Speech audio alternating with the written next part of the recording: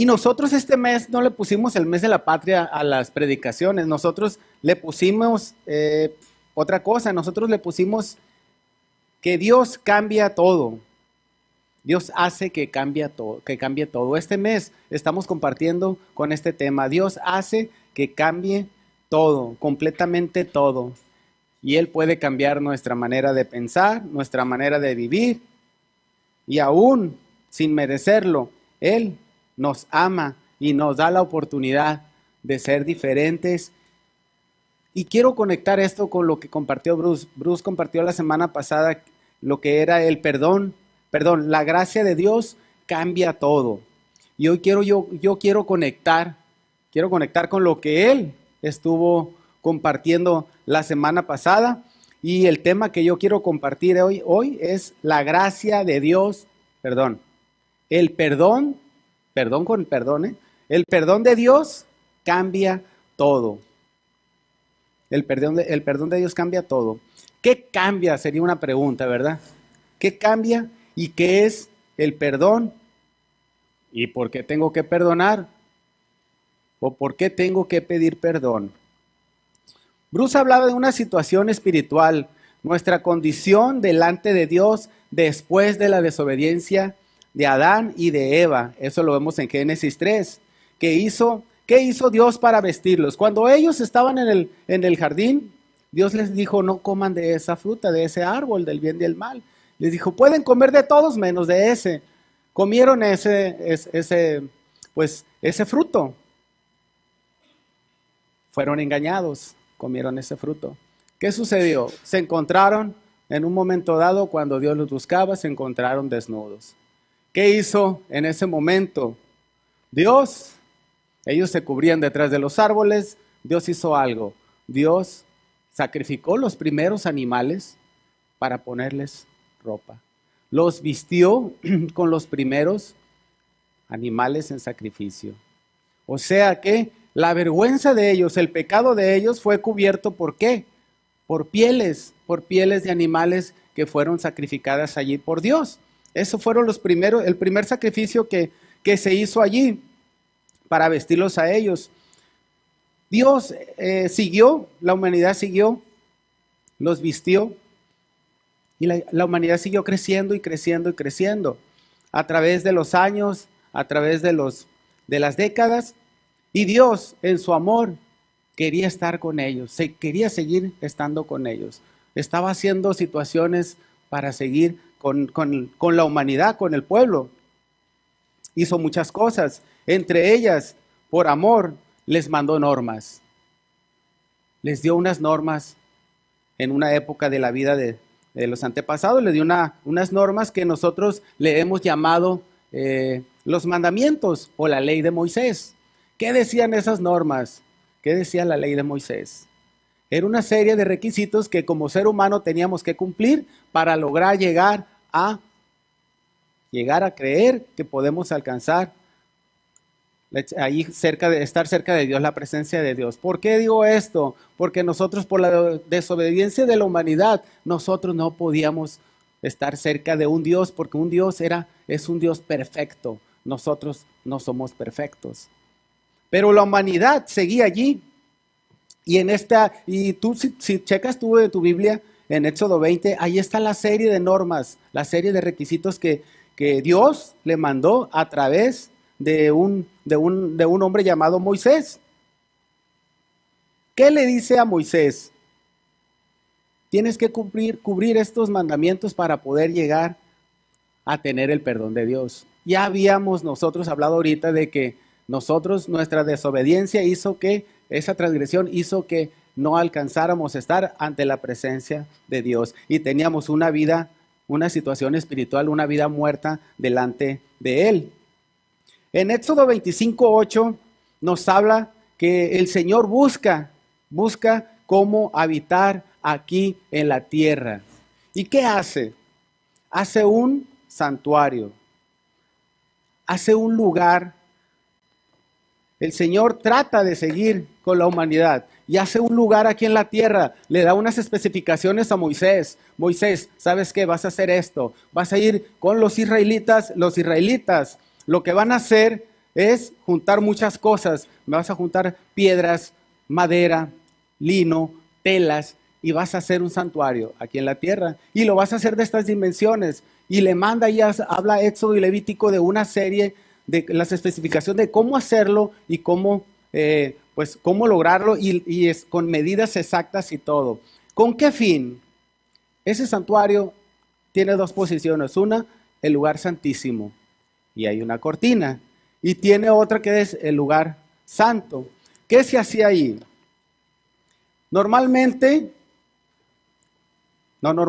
Siempre sucedía que cuando estaban allí, le dio unas especificaciones para hacer algo. Para cubrir el pecado, tenía que llevarse un animal para sacrificarlo allí. ¿Qué quiere decir esto? Que si yo pecaba, tenía que llegar de acuerdo al pecado, una paloma, un becerro, todo, pero tenía que ser un animal completamente sano, un animal sin defecto. Tenía que llegar a la presencia de allí. Y dice Hebreos 9, 1 al 7. Dice, ahora bien, el primer pacto tenía sus normas para el culto y un santuario terrenal. En efecto, se habilitó un tabernáculo de tal modo que en su primera parte, llamado el lugar santo, estaban el candelabro, la mesa y los panes consagrados. Tras la segunda cortina estaba la parte llamada el lugar santísimo. Estaba una cortina, el cual tenía el altar de oro para el incienso y el arca del pacto, toda recubierta de oro. Dentro del arca había una urna de oro que contenía el maná, la vara de Aarón que había retoñado y las tablas del pacto. Encima del arca estaban los querubines de la gloria que cubrían con su sombra el lugar de la expiación. Pero ahora no se puede hablar de eso en detalle. Así, dispuestas todas estas cosas, los sacerdotes entran continuamente en la primera parte del tabernáculo para celebrar el culto, pero en la segunda parte entra únicamente el sumo sacerdote, y solo una vez en el año, provisto siempre de sangre que ofrece por sí mismo y por los pecados de ignorancia cometidos por el pueblo. ¿Qué sucede en ese momento? Había un día nada más que podías tú llevar todas esas cosas para el perdón de tus pecados. Pero ¿cuál era la intención de Dios, de Jehová en este momento? En ese momento era que quería habitar, quería una reconciliación con nosotros, con la humanidad, la cual se había perdido por Adán y Eva por la transgresión de haber desobedecido al comer el fruto que no era, que le habían dicho que no podía hacerlo. Gracias Dios, porque pues ahorita las cosas son diferentes. Imagínense en este lugar, aquí, como estamos, si estuviéramos en otros tiempos, el lugar santo, el lugar santísimo, el sacerdote una vez al año, con todos aquellos animales, poder entrar. Había una cortina, esa cortina muy importante. Detrás de esa cortina estaba la presencia de Dios. No podían entrar más que una vez. Y ese hombre pecaba, dice la Biblia, que caía en ese lugar muerto, fulminado. Qué interesante saber cómo el pecado cubría, el pecado que existía o que existe, perdón, la necesidad de cubrirlo era muy diferente a la actualidad. No podíamos cumplir la ley nosotros. Era muy difícil tratar de cumplir la ley. Asimismo Dios por eso sacrificó también a esos animales para vestirlos. Dios seguía queriendo tener un trato con la humanidad. Quería volver a conectarse con la humanidad que Él había hecho. Que tenía un propósito para la humanidad. Y dentro de esa humanidad envía al Hijo. El Hijo anuncia el reino de Dios. El Hijo tiene un ministerio llamando al arrepentimiento. Y nos hacemos una pregunta. ¿Por qué el perdón de Dios cambia todo? ¿Por qué necesitamos ese perdón? ¿Por qué la humanidad necesita acercarse a Dios? Juan 8, del 1 al 11, nos dice que Dios envía al Hijo a cambiar con autoridad sobre la ley. Dios trata de cambiar a la humanidad de hacer cosas diferentes en nuestras vidas. Hubo un proceso en el cual la humanidad tuvo que pasar y en ese tiempo fue difícil para la humanidad tratar de cumplir una ley. Manda al Hijo. El Hijo cubre esa sangre, con su sangre preciosa, el sacrificio que se tenía que hacer. Pero, hay un pero. ¿Qué tienes que hacer para aceptar tú al Hijo, para poder tener ese perdón, para poder tener esa vida diferente, ese cambio, esa transformación? Quiero decirte algo respecto a eso. Cuando Dios cambia y transforma, hay una vida diferente en las personas. Hay una vida tan diferente que se aprecia por todos lados. Tú logras verlo, logras detectarlo, porque Dios así es, Dios cambia, Dios hace cosas nuevas. Y dice la palabra que te basta con mi gracia, pues mi poder se perfecciona en la debilidad. Busca Él el pecado para transformar.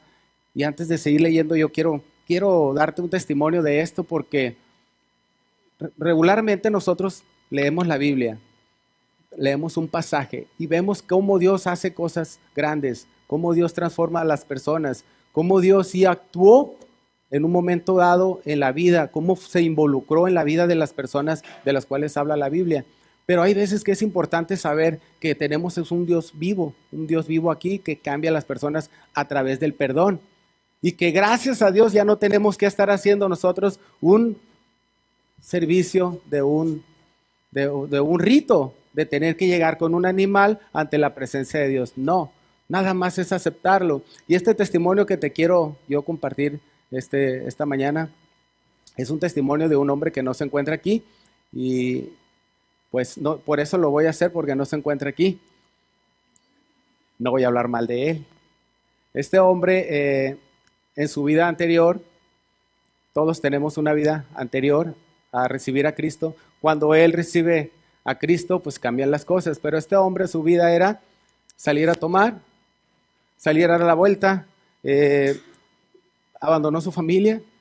Sí, cierto, lo abandonó su familia. Y veíamos, yo estuve cerca de él muchos años, veía yo, el hombre del cual les hablo es mi suegro Pedro Ramírez, y lo veía que se alejaba de la familia y hacía cosas que a la vez pues sorprendentes para unos y para otros no, como en ocasiones que se reía porque dice que una vez llegó a un alto y no pudo frenar su carro y chocó al carro de adelante y estaba tomado, y el carro de adelante no era más que una patrulla de la policía. Y él se reía y en ese tiempo lo contaba. Muchas veces llegó y se quedaba dormido fuera de su casa. Y hay veces que llegábamos y lo veíamos que estaba dormido. A veces dice que despertaba y ahí mismo prendía el carro y se volvía a ir. Era una vida que no tenía paz. Era una vida que pues no agradaba a Dios. Pero el día que conoce a Dios, por eso el perdón de Dios cambia todo. Dios trató con él, Dios lo llevó hasta abajo, como lo ha hecho con muchos de nosotros. Nos llevó hasta abajo, hizo que se diera cuenta del amor de él, que tenía que dejar la vida esa. Empezó a dejar esa vida, empezó a cambiar por el perdón, por humillarse, por el arrepentimiento que tuvo en Dios. Jesús le ayudó. Y hoy lo ven haciendo cosas diferentes. Lo vieran en una tina pequeñita así, metido en el agua con sus nietos bañándose con el agua.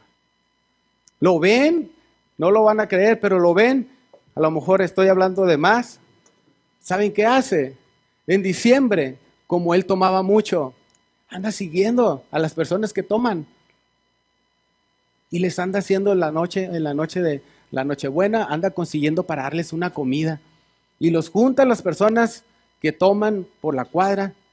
Y hay otra persona ahí que va y viene todo sucio y en ocasiones lo agarra de aquí y lo mete a un baño que tiene atrás y lo baña. Así todo con mal olor lo baña. Ha cambiado. Se tira al piso, anda rodando con sus nietos jugando, cuando antes no lo veía. Por eso comparto ese testimonio de Dios vivo en una persona, como comparto lo que Dios hace y lo que Dios va a hacer en la vida de los demás, de aquellos que toman a Dios de su mano y están dispuestos a seguir. Es un Dios que está aquí. Es un Dios que actuó muchas veces. Es un Jesús que en su caminar por la tierra dejó muchas cosas y siempre habló del arrepentimiento.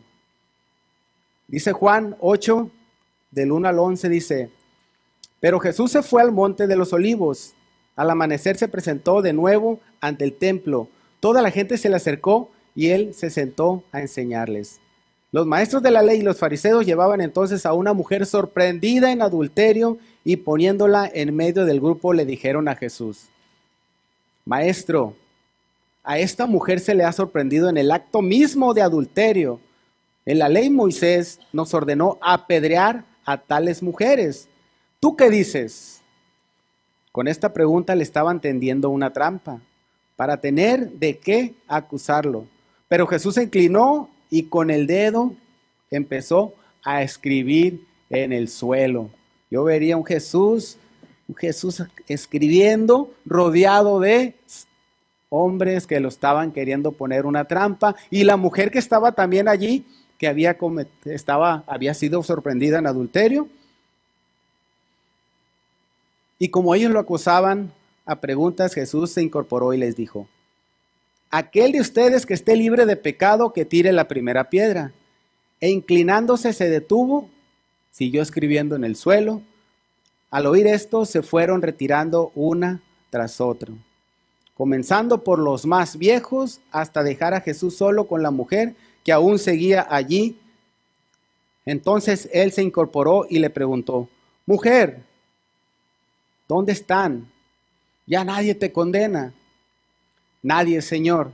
Tampoco yo te condeno. Ahora vete y no vuelvas a pecar. No vuelvas a pecar. La perdonó allí, le daba una oportunidad más. En ese momento, ¿qué era? Era la muerte por medio de la ley, por medio de piedras. Lo llevaron con Jesús. ¿Jesús qué hace? Jesús cambia todo. El perdón cambia todo.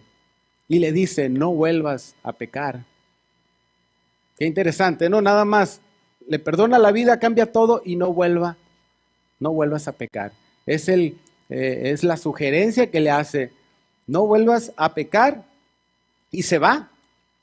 Así como nosotros muchas veces llegan Dios a nuestras vidas y nos dice: no vuelvas a pecar, y salimos. Hay muchos testimonios de estos en la Biblia que nos hablan a través del perdón y nos enseñan que también nosotros, así como nos perdona Dios, nosotros también debemos de perdonar. Cuando hay una cita bíblica donde Pedro le pregunta a Jesús: Jesús, ¿cuántas veces tengo que perdonar? 7, le dice. Y él le dice: 70 veces 7. ¿Qué quiere decir esto? Que tiene que perdonar todas las veces que sea necesario. Todas las veces donde haya un problema, donde se suscite una situación de que creas tú que eres afectado, hay que perdonar. Dios perdonó, Jesús perdonó, cambia la situación, cambia la vida. Jesús entró a la vida de Pedro Ramírez, la transformó, la cambió. Puede entrar a la vida de cada uno de nosotros, cambiarla, transformarla. Solo hay que pedir perdón. Hay una pregunta que me decía un joven una vez. Oye, dice, está bien eso del perdón, pero ¿qué te parece si una persona de 70 años, 75 años, me dice, conociera a Dios en ese momento y pidiera perdón? Tuviera que pedirle disculpas a todas las personas. Me puso a pensar. No, le digo, imagínate que ese hombre regrese a su vida, toda su vida, haga un recuento de su vida y tenga que ir con la persona, a buscar a la persona que le jaló las trenzas en el kinder, como alguien que yo conozco por allí, para pedirle perdón. que vaya con la maestra que le dio un balonazo en la espalda de la maestra de secundaria para pedirle perdón. Más que nada, lo que Dios quiere es que nosotros nos pongamos en orden con Él y poner en orden la vida alrededor. ¿Qué te han hecho las personas que están a tu alrededor? Que Dios en amor mandó a su Hijo para cubrir el perdón de nuestros pecados. Y cuando habla de nuestros pecados, pues es muy difícil entender esa parte porque nos avergüenza hablar del pecado. Pudiéramos enumerarlo y pudiéramos decir, yo hice esto, y esa vergüenza es cubierta por la sangre de Cristo. Así como ellos se avergonzaron en un momento dado cuando estaban desnudos y Dios los cubrió, Él cubre nuestro pecado. Tu pecado, mi pecado, no es chiquito, no es grandote, sino es una transgresión ante la presencia de Dios. Dios es perfecto, no podemos acercarnos a Él.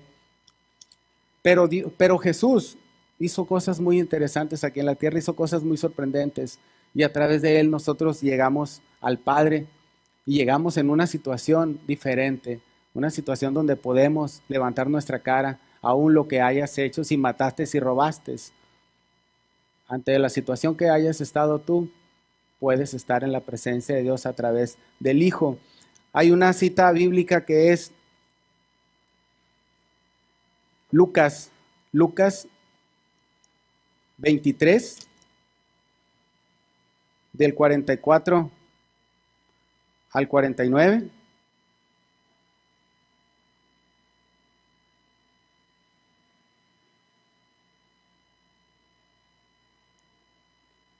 ¿Ya la tienen ahí?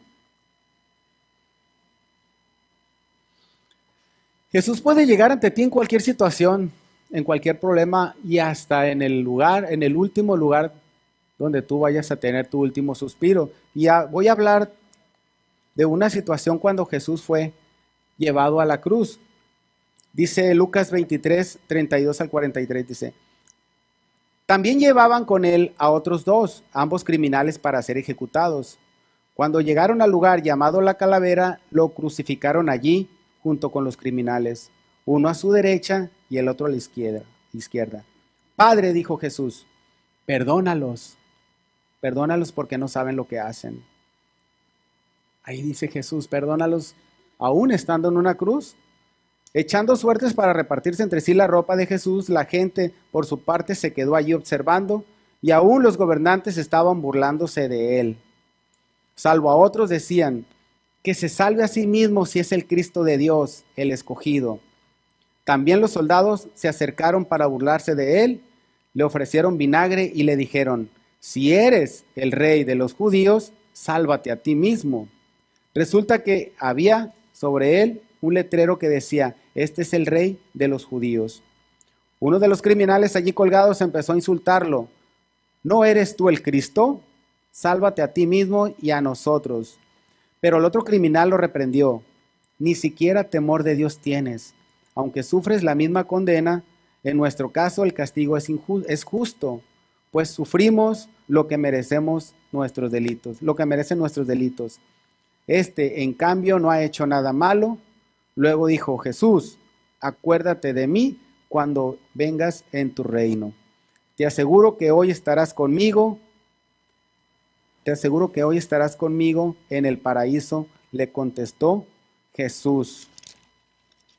Qué cosa tan más maravillosa que hasta el último momento tú tengas la oportunidad de estar con Él. Hay dos situaciones allí, el ladrón, un ladrón a la derecha, otro ladrón a la izquierda, uno que lejos de pedir perdón, de arrepentirse, empezó a juzgar y a hablar mal de Jesús. El otro no, el otro sabía que se lo merecía estando en la cruz, pero ¿qué hace? Hace algo diferente. Señor, le dice a Jesús, acuérdate de mí, acuérdate de mí. Y Jesús le hace una promesa en ese momento. Él se arrepiente, se da cuenta de lo que hizo, porque él dice que merece estar allí, se arrepiente. ¿Qué hace Jesús? A partir de este momento vas a estar conmigo en el paraíso. Amén, ¿verdad? En el paraíso, no es con cualquier lugar. El otro está en una condición. Hace 2000 años, más de 2000 años que fue este acontecimiento. Uno, ¿dónde está? Uno está en el paraíso. ¿Y el otro dónde está? No está en el paraíso. Aquel que no se arrepintió, que no hizo, que no se acercó a Dios. El perdón lo cambia todo. Aún así, en el tiempo atrás, cuando se hacían las cosas de un sacrificio, un holocausto, el perdón de Dios sí cambia las cosas. Los sacrificios de los animales tenían un precio, pero no solucionaba nada en nuestras vidas. Jesús hizo algo diferente. Más adelante, ahí en Lucas 23, 44, 49 dice, desde el mediodía y hasta la media tarde, toda la tierra quedó sumida en la oscuridad, pues el sol se ocultó y la cortina del santuario del templo se rasgó en dos. ¿Qué sucede cuando Jesús muere en la cruz? La cortina de la que hablábamos en Hebreos, la cortina de la cual se hablaba en el Antiguo Testamento, en Éxodo, en Levítico, esa cortina era, ¿qué? Rasgada con la muerte de Jesús. Se oscureció, tembló. La cortina fue rota. Ya no había un sumo sacerdote que tenía que entrar allí un día a la vez en el año. Por medio de la gracia de Dios, todos se rompen la cortina, todos entramos a la presencia de Él. Tenemos la oportunidad en base al perdón y al arrepentimiento. No tienes que traer un animal, no tienes que traer una paloma, un pichón, lo que hayas de acuerdo al pecado. Imagínense considerando o poniéndole una graduación al pecado. ¿Qué pecado sería o qué haría? Que tendría que tener un animal muy grande. A lo mejor ya no era una chuparrosa o una hormiga. Es que mi pecado es del tamaño, yo creo que se basta con una hormiga. No. O yo creo que no existen los dinosaurios. No, pues yo trajera una docena de dinosaurios para cubrir el pecado que yo hice. Ya no se trataba de eso, se trataba de que Jesús con su muerte había rasgado el templo, el velo de ese santuario en el cual estaba la presencia de Dios aquí en la tierra. Las cosas cambian, la presencia de Dios está a través, por medio del Hijo de Dios, que Él es el enlace ahora para estar con Él. Entonces Jesús exclamó con fuerza, Padre, en tus manos encomiendo mi espíritu. Y al decir esto, expiró. En otra versión dice, consumado es. El centurión, al ver lo que había sucedido, alabó a Dios y dijo, verdaderamente este hombre era justo. Entonces, los que se habían reunido para presenciar aquel espectáculo, al ver lo ocurrido, se fueron de allí, golpeándose el pecho, pero todos los conocidos de Jesús, incluso las mujeres que lo habían seguido desde Galilea, se quedaron mirándolo desde lejos.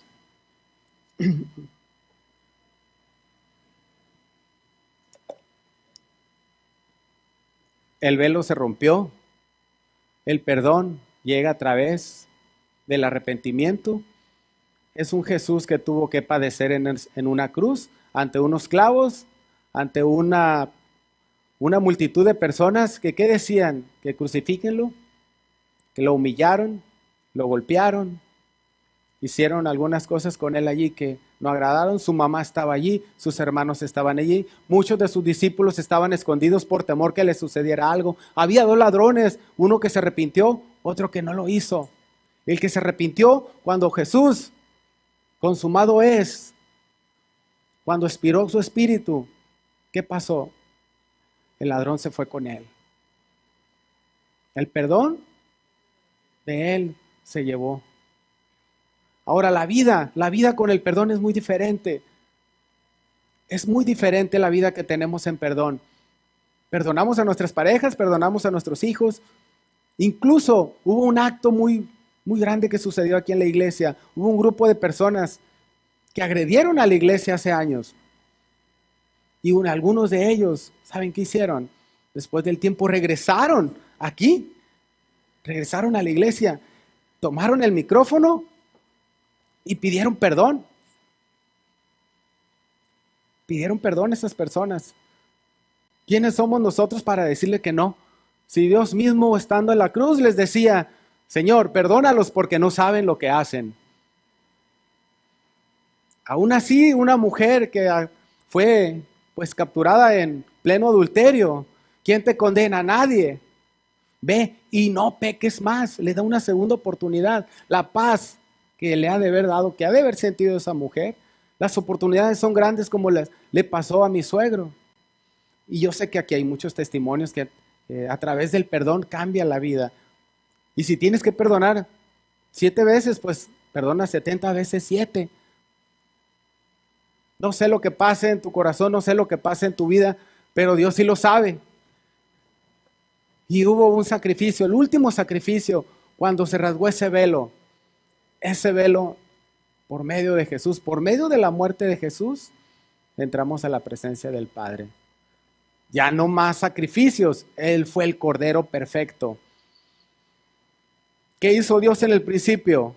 Sacrificó los animales para vestirlos, vestir el pecado, vestir la desnudez. ¿Qué seguimos haciendo nosotros, la humanidad, después? Siguió sacrificando animales para cubrir el pecado. ¿Qué sucedió después?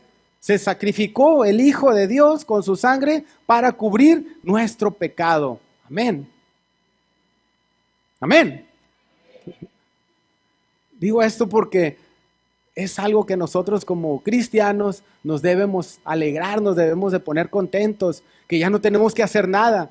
Y ahora si tú estás allí, por eso es importante cuando estamos aquí en la iglesia congregados, somos el cuerpo de Cristo, somos la novia de Cristo, somos los rescatados de Él, somos los que nos arrepentimos y nos toma en sus manos, somos los que estamos aquí y se van uniendo otro y uno más, que van aceptando la palabra en su corazón. Entonces, ¿qué sucede con esto? Que no tenemos que venir, si alguien viene aquí a la iglesia y tiene que pedir perdón, no tiene que venir hasta acá, hasta aquí este lugar, porque este lugar no es santísimo. Tú te puedes parar en cualquier lugar de este edificio y ningún lugar es santísimo. No hay lugar santo, no hay lugar santísimo aquí en la iglesia. En este edificio, donde está el lugar donde hace las cosas Dios, es acá, en nuestro corazón. Ahí es donde está la presencia de Dios. Ahí es donde entran los cambios, cuando aceptas tú a ese Cristo que murió en esa cruz para el perdón de nuestros pecados. ¿Y cómo lo hizo? Derramando la sangre. Tuvo que haber sido un cordero perfecto, un sacrificio perfecto.